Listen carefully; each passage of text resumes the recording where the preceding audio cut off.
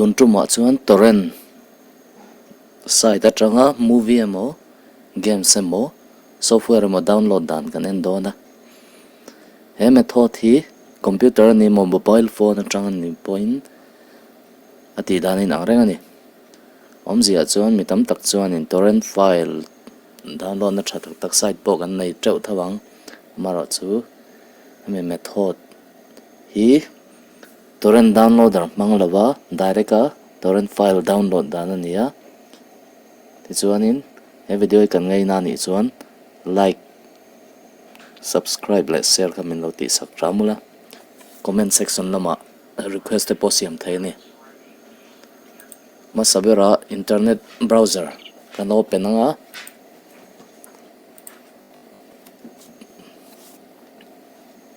internet browser a hian unblock ti hi kan sulut don ne unblock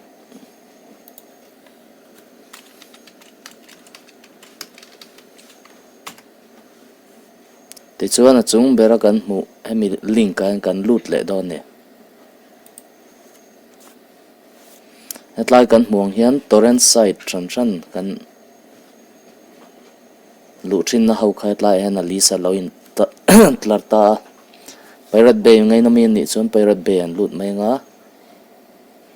ITS site an lut thin chuan ITS site an lut mai ang mara chu tun video a hi chuan hemi link a hian hemi torrent link an ka lutang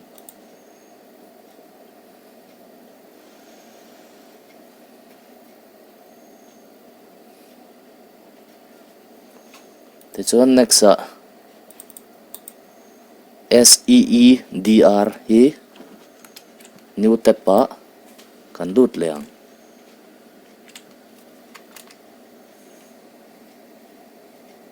a link kan click lenga seedr.cc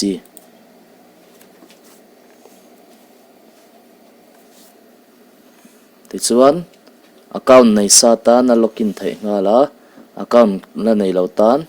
ein sign up thei ngala ni atlai hian email id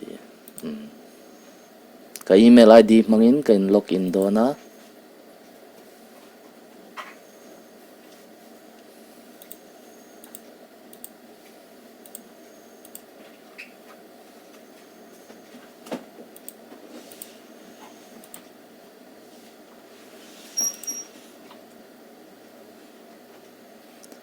hetlai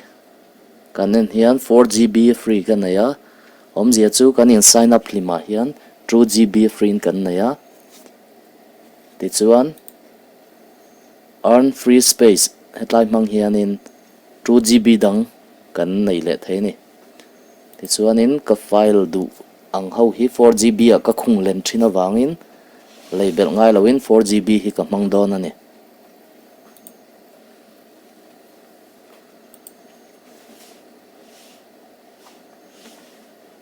ti chuan hetlai hian movie kan lu khan movie list ha lo lang ta ani lo chuan hetlai manualin kan search thei tho boka ti chuan a chung ber hi lo lut taila magnet link hi ka right click anga ka copy ang ti chuan seedr hetlai hian ka va paste anga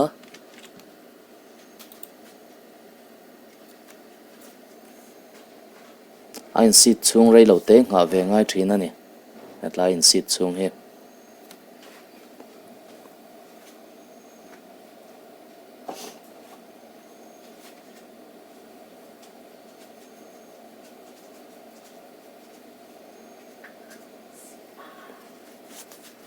ein seed zawa tikha chuan direct in ka download thei ngal ni hetlai button click hi ni mai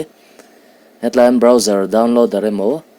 internet download manager kan nei chuan internet download manager mangin download thaini ti chuan kan download zo kan clear le mayang tikhan 4GB kan nei le ti na ni